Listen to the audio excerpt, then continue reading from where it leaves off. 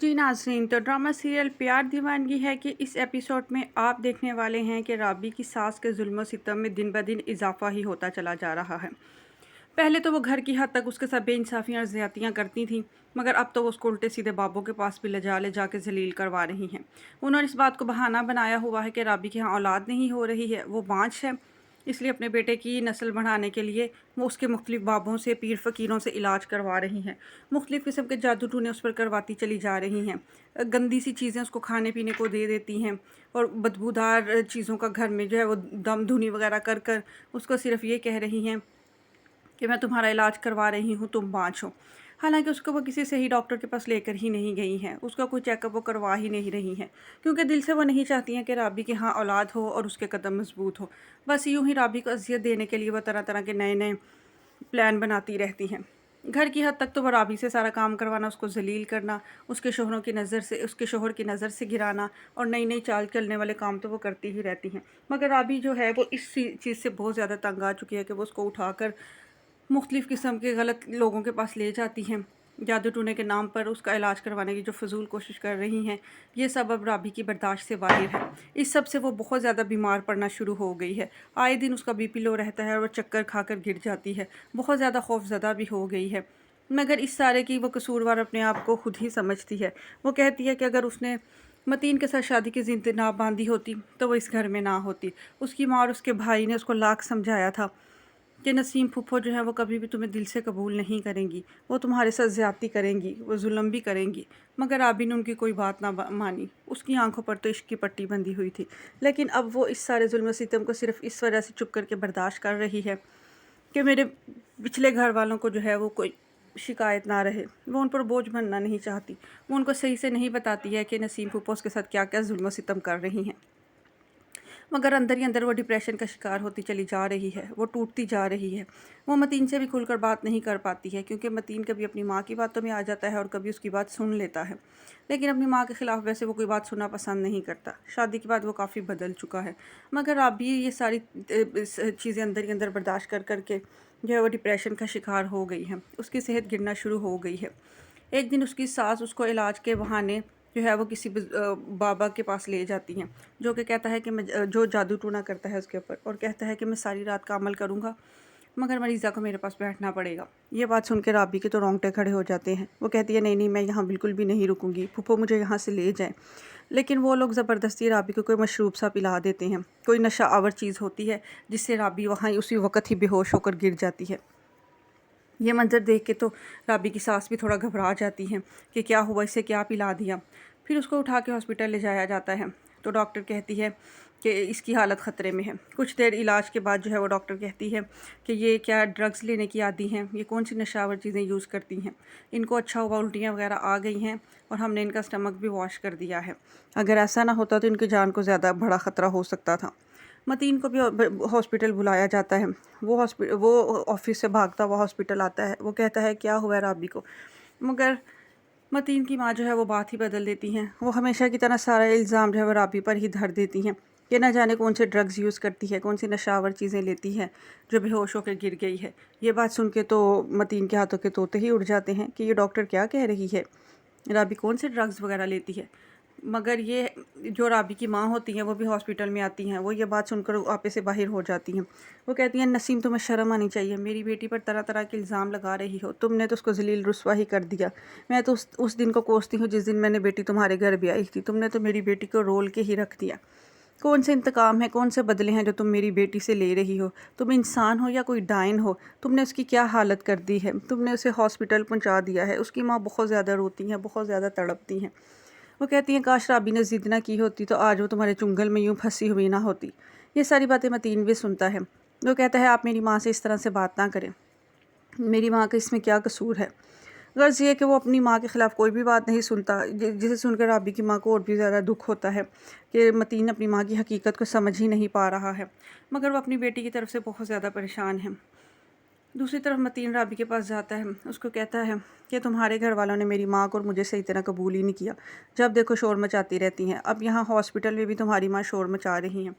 رابی اس کو بتاتی ہے کہ تمہاری ماں مجھے آستانے پر لے کر گئی تھی تو وہاں پہ کسی نے مجھے نشہ آور چیز پلائی ہے جس کی وجہ سے میں یہاں ہاسپٹل میں موجود ہوں، مگر متین اپنی ماں کے خلاف کوئی بات نہیں سنتا، الٹا وہ رابی کی ماں کے خلاف ہی باتیں کرتا رہتا ہے کہ تمہاری ماں جب دیکھو شور مچاتی رہتی ہے، وہ میری ماں کی عزت نہیں کرتی ہے، ہر الزام میری ماں کے اوپر ہی دھر دیتی ہے، تمہاری ماں کو ایسا نہیں کرنا چاہیے تھا، تمہارے گھر والوں نے تو اس شادی کو ایک امتحان ہی بنا دیا ہے۔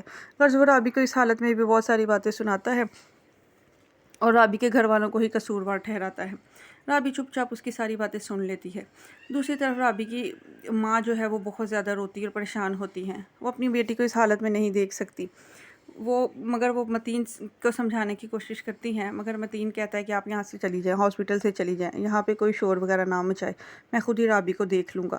تو رابی کی ماں غصے میں متین کو بھی باتیں سناتی ہے کہ تم اگر اتنا ہی رابی کا خیال کرنے والے ہوتے تو وہ اس حالت کو نہ پہنچتی۔ یہ باتیں سن کے متین اور غصے میں آ جاتا ہے، وہ حقیقت کو سمجھنے کی کوشش ہی نہیں کرتا اور نہ ہی اپنی ماں کے خلاف کوئی باتیں سنتا ہے۔ دوسری طرف وہ دوبارہ اولاد کے لیے کسی اور جگہ پہ اپنی بیوی رابی کو لے کر جاتا ہے۔ اس جگہ کا رابی کی بہن نے بتایا ہوتا ہے۔ رابی کی بہن کہتی ہے کہ وہ بہت اچھی لیڈی ڈاکٹر ہے، رابی تم وہاں سے چیک اپ کروا لو۔ وہ جو لیڈی ڈاکٹر ہوتی ہیں وہ رابی کا بھی مکمل چیک اپ کرتی ہیں اور وہ کہتی ہیں کہ متین تم بھی اپنے مکمل چیک اپ کرواؤ اور اپنے ٹیسٹ وغیرہ کرواؤ۔ یہ بات سن کے تو رابی کی ساس کو اور غصہ آ جاتا ہے، وہ کہتی ہے مرد تو ٹیسٹ نہیں کروایا کرتے، میرا بیٹا کوئی ٹیسٹ ویسٹ نہیں کروائے گا، وہ بالکل مکمل صحت یاب ہے، تم لوگ اس لڑکی کی بانجھ پن کے اوپر پردہ ڈال رہے ہو۔ گھر آ کے بھی وہ خوب واویلا کرتی ہیں، خوب شور مچاتی ہیں، اس بات کا الزام بھی رابی کے گھر والوں پہ ہی دھر دیتی ہیں کہ انہوں نے جان بوجھ کے ایکس ڈاکٹر کو سجیسٹ کیا ہے جو کہ متین کو بھی ٹیسٹ کروانے کے لیے کہے تاکہ ان کی بیٹی کے بانجھ پن کے اوپر پردہ ڈالا رہے اور میرے بیٹے کو وہ بدنام کرنے کی کوشش کر رہے ہیں۔ غرض یہ کہ دقیانوسی سوچ رکھنے کی وجہ سے وہ فضول قسم کی باتیں کرتی ہیں جس سے وہ متین کے دماغ کو بھی اٹھا کے رکھ دیتی ہیں، وہ اس کے دماغ میں بھی یہ خناس بھر دیتی ہیں کہ تمہیں ٹیسٹ کروانے کی کیا ضرورت ہے اور تمہارے سسرال والے صرف یہ تمہیں بدنام کرنا چاہتے ہیں۔ لہٰذا متین صاحب بھی جو رابی کو خوب باتیں سناتے ہیں، اس کو کہتے ہیں کہ تمہارے بانجھ پن کی وجہ سے بھی تو میں نے تمہیں قبول کیا ہی ہوا ہے، میں تمہیں کوئی چھوڑ تھوڑے ہی نہ ہوں، میں تم سے محبت کرتا ہوں، لیکن تمہارے گھر والے ان حرکتوں سے باز نہیں آتے، اب ہمیں ایسے ڈاکٹر کے پاس بھیجا ہے، جان بوجھ کر بھیجا ہے تاکہ تمہارے بانجھ پن کے اوپر وہ پردہ ڈال سکے اور مجھے بدنام کر سکے۔ غرض جو باتیں اس کی ماں نے اس کے دماغ میں ڈالی ہوتی ہیں وہ رابی کے سامنے وہ ساری دہرا دیتا ہے۔ رابی کو متین سے بھی سخت مایوسی ہوتی ہے، وہ کہتی ہے میری آنکھوں پر عشق کی پٹی بندھی ہوئی تھی، مرد تو شادی کے بعد ویسی محبت عورت سے کر ہی نہیں سکتا جیسی وہ پہلے کرتا تھا۔ غرض وہ بہت زیادہ دکھ کا شکار رہتی ہے، اندر ہی اندر اس کی صحت گرنا شروع ہو چکی ہے، مگر وہ اپنا غم کسی سے بھی نہیں بانٹتی ہے کہ اس کے ماں باپ، اس کی ماں کو اور اس کے بھائی کو کوئی تکلیف نہ ہو۔ اب اس کے بھائی کی بھی چونکہ شادی ہو چکی ہے اور وہ بھی اپنی بیوی کے ساتھ محبت کرتا ہے اور وہ اپنے گھر والوں کے ساتھ دوبارہ سے فرق کرنا شروع ہو گیا ہے۔ جو رابی کی بھابھی ہے وہ بھی دن رات رابی اور اس کی ماں کے خلاف جو ہے وہ اپنے شوہر کو بھرتی رہتی ہیں، جس کی وجہ سے جو رابی کا بھائی ہے وہ اب پہلے کی نسبت اپنی بہنوں سے بیزار نظر آتا ہے۔